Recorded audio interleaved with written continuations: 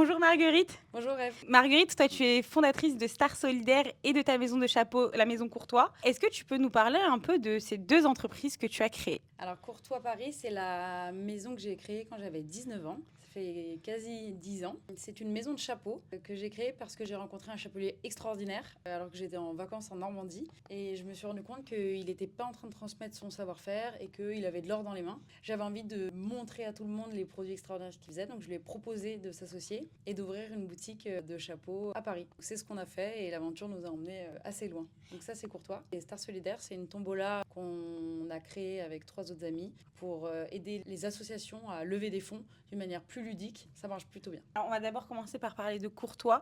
Courtois, c'est une maison de chapeau que tu as créée pour transmettre un savoir-faire français, celui de la chapellerie. Est-ce que tu peux nous expliquer comment justement vous transmettez ce savoir-faire? Est-ce qu'il y a des ateliers ou comment ça fonctionne et comment vous vendez vos chapeaux aujourd'hui? Aujourd'hui, la difficulté, c'est qu'il y a très peu de gens qui connaissent ce métier. C'est un métier qui se perd. Il existe encore dans certains pays, notamment en Italie, mais en France, il y en a de moins en moins. Donc, malheureusement, il y a aussi de moins en moins d'écoles. Et donc, notre enjeu, c'est d'arriver à former des jeunes avec les moyens qu'on a. Donc, on a la chance d'avoir un chapelier qui est extraordinaire, qui a 40 ans de métier, d'avoir travaillé avec une meilleure ouvrier de France aussi. Comment on fait? On recrute des jeunes qui partagent nos valeurs, qui se projettent avec nous et qui ont envie de donner un sens à leur travail. Et on les forme globalement en entreprise et on leur donne envie de s'inscrire dans un projet qui est un projet long terme. Ok, donc ils sont recrutés par l'entreprise, vous les formez et vous les, un peu comme les grandes maisons de maroquinerie en France J'adore me comparer à ces grandes maisons, ça me va très bien. qui engagent des artisans qui leur apprennent tout de A à Z et qui travaillent avec eux, c'est ça? La formation se fait en entreprise. Oui. Et pour la vente de ces chapeaux, comment ça fonctionne? Alors il y a du B2B, du B2C, c'est ça? Oui, on a deux métiers. Donc on a un métier B2C. On a notre marque Courtois Paris qu'on vend dans nos 2 boutiques à Paris, mais aussi à travers un réseau de boutiques en France. Donc ça, la question c'était comment vous vendez ces chapeaux-là. On forme des personnes en boutique qui ont une formation qui est assez polyvalente parce qu'ils font aussi beaucoup de retouches, ils sont conseillers, c'est vraiment des formations très complètes.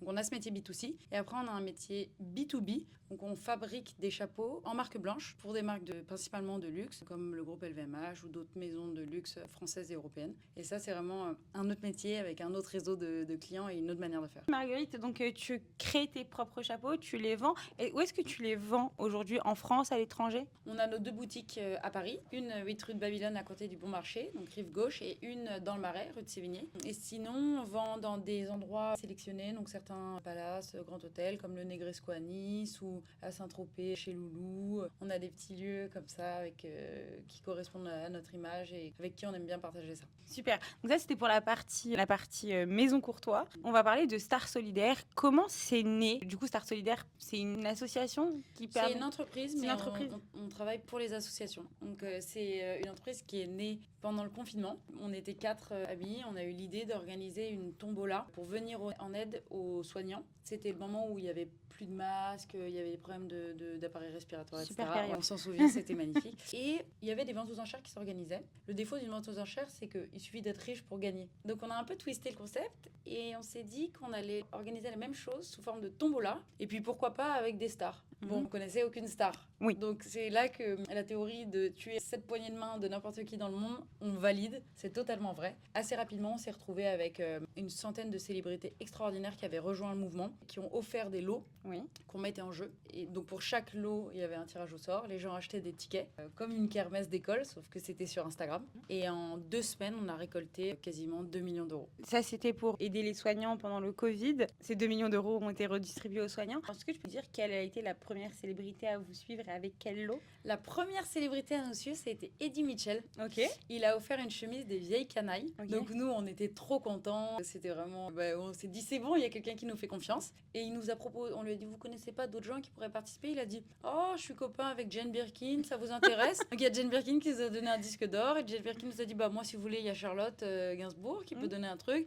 Et puis de fil en aiguille, tout le monde s'est passé le mot. C'était génial. Et depuis, alors donc vous avez d'abord aidé les soignants et depuis tous les ans, vous aidez le Téléthon, c'est ça? On a été contacté par Laura Tenouji, qui est une des journalistes qui travaille pour le Téléthon, pour remplacer la vente aux enchères qu'ils organisaient. On organise maintenant une tombola qui anime tout du long leur émission et c'est à peu près les mêmes chiffres. On récolte 2 millions d'euros chaque année en deux jours cette fois. Tu me disais tout à l'heure que Star Solidaire, c'est une entreprise. Quel est le business model de cette entreprise? Parce que c'est quand même pour Ouais. aider les associations. C'est complètement atypique. C'est complètement atypique parce qu'on est 4 et on a tous des boulots à côté. On fait ça sur notre temps, mais ça nous prend quand même une opération, c'est entre 3 et 6 mois parce qu'il faut la Bien préparer. Après, il y a toute la livraison des lots, vérifier. Il y a beaucoup de lots qui sont des expériences. Par exemple, aller sur le tournage de Guillaume Canet, Oui. c'est pas tout de suite, quoi. On peut pas le livrer tout de suite. Donc parfois, il y a des réalisations qui sont faites 6 mois après. Donc ça nous prend beaucoup de temps. La manière dont on fonctionne, c'est que en fait, on fait une facture, une prestation d'honoraires au Téléthon. Comme Ok. ça, ils savent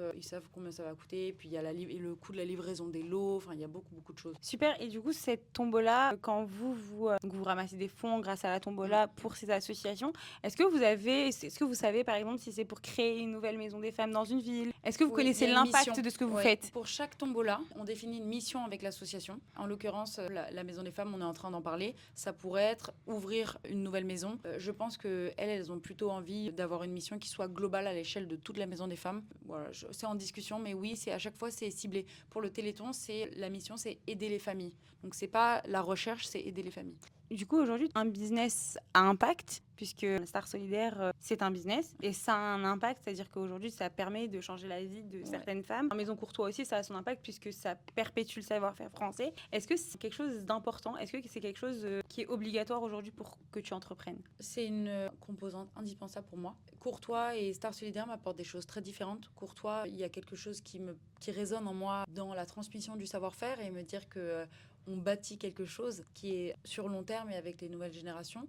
Mais c'est vrai que ça concerne moins de personnes. Star Solidaire, j'ai l'impression que sky is the limit. Ce que je te disais tout à l'heure, on peut acheter autant de tickets qu'on veut pour un lot et voir qu'on peut récolter 2 millions d'euros en 2 jours pour une association, c'est juste extraordinaire. Donc ça m'apporte des choses très différentes et je travaille avec des gens qui ont des profils aussi très différents. Mes 3 autres associés dans Star Solidaire ont plutôt mon âge, très entrepreneurs. Dans le milieu du chapeau, c'est moins jeune. Oui, bien sûr. Alors, tout à l'heure, on parlait de comment les autres Under 30 ont réagi quand ils ont vu qu'ils étaient Under 30. Est-ce que tu peux me dire, toi, comment tu as su que tu faisais partie de notre classement?